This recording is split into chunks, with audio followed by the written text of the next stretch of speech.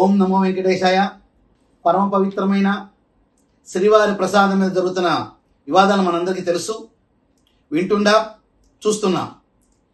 రాజకీయ దుమారంతో కూడిన వ్యవస్థలు కొన్ని బలంగా పనిచేస్తున్నాయి. వాటితో మాకు ఎటువంటి సంబంధము లేదు. మాకు కావలసిన విషయాలు రెండు. తిరుమల లడ్డు అనే వంకతో భయంకరమైన మత కుట్ర దీంట్లో దాగుంది అని చెప్పి మేము భావిస్తున్నాం.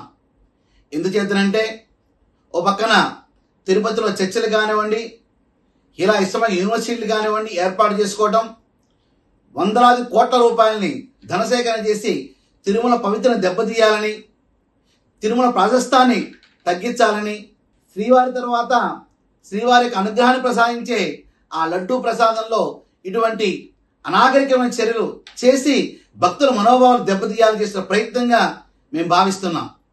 ఈ విధంగా జరుగుతున్న ఈ సమయంలో మరి గత ముఖ్యమంత్రి జగన్మోహన్ రెడ్డి గారు నేను తిరుమల వస్తున్నాను అంటే ఒక స్టేట్మెంట్ ఇవ్వటం, దాన్ని సన్నాహాలు చేసుకోవటం మరింత ఆందోళన కలిగిస్తుంది. ఎందుచేతనంటే మీరు రాష్ట్రంలో పరిపాలించిన 5 సంవత్సరాల్లో ఆంధ్రప్రదేశ్లో ఏ కొండ మీద చూసినా కూడా సిరువులే ఏర్పడ్డాయి. వేలాది చర్చలు, ప్రభుత్వ ఆస్తులు కబ్జాలు చేసి నిర్మాణం చేశారు.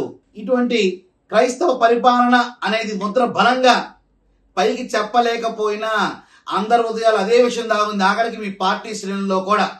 మీరు ఇప్పుడు తిరుమల వస్తే ఏం చేద్దామని మాకు 2 తెలుస్తున్నాయి. మళ్ళా ఏదన్నా ఇష్యూ గొడవని సృష్టించాలన్నా ఎలా అంటే కోడికత్తి కేసు లాంటిది కానివ్వండి, గులకరాయి కేసు లాంటిది కానివ్వండి సృష్టించి ప్రజల సానుభూతి పొందాం అనుకుంటున్నారా? మీరు చేసిన తప్పు క్షమించరాని నేరం. దీనికి మీరు రకరకాల ఉపాయాలు పన్నినా కూడా ప్రజలు విశ్వసించే స్థాయిలో ఎక్కడా లేరు. సరే పోని వద్దాం, వచ్చారనుకుందాం. మీరు సతీ సమేతంగా వస్తున్నారా?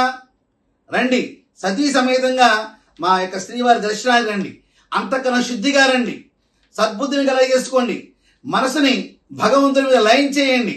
అటువంటి ఉద్దేశం ఉంటే మా తిరుమలకి మేము ఆహ్వానం పలుకుతాం. లేకపోతే గో బ్యాక్ జగన్ అనే మాట ఉచ్చరిస్తాం. వచ్చారు, డిక్లరేషన్ మీద సంతకం ఇప్పుడు చేశారా మీరు? ఇప్పుడు కనుక వస్తే డిక్లరేషన్ మీద సంతకం చేయండి.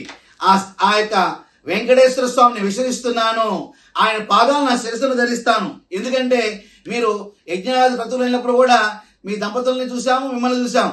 ప్రసాదాన్ని తీర్థాన్ని కిందకు వదిలేయటము, ప్రసాదాన్ని ఎవరికో ఇచ్చేయటము స్వీకరించకుండా. కాబట్టి హిందూ ధర్మం అనేది, హిందూ భక్తి అనేది మీకు రాజకీయ అవకాశంగా మాత్రం మీరు ఉపయోగించుకున్నారు, కానీ మనస్ఫూర్తిగా దాన్ని బలపరిచిన దాఖలాలు ఎక్కడా లేవు. మరి ఎందుకు మీ తిరుమల ప్రయాణం? ఏ ఇష్యూ చేద్దాం అనుకుంటున్నారు? ఏ ఇబ్బందులు చేద్దాం అనుకుంటున్నారు? ఏం క్రియేట్ చేద్దాం అనుకుంటున్నారు? కావున మీరు కూడా ఒక రాజకీయ పార్టీకి ప్రధాన వ్యక్తి కాబట్టి రాజకీయ కోణంలో ఉన్న విశేషాలు పక్కన పెట్టేసి ఆధ్యాత్మిక విషయంలో ప్రజల మనోభావాలు దెబ్బతిని ఉన్నాయి కాబట్టి మరొక్కసారి తిరుమల కేంద్రంగా ఎటువంటి తప్పు జరగకుండా, ఎటువంటి దుష్పరిణామాలు రాకుండా ఉండాలని చెప్పేసి మనం భావిస్తున్నాం. దయచేసి మీరు ఆగితే చాలా చాలా మంచిది. పోనీ వస్తే ఎటువంటి ఇబ్బంది లేకుండా ఉండాలి.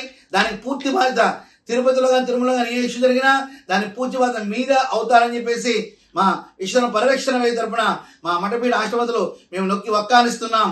ఓం నమో వెంకటేశాయ.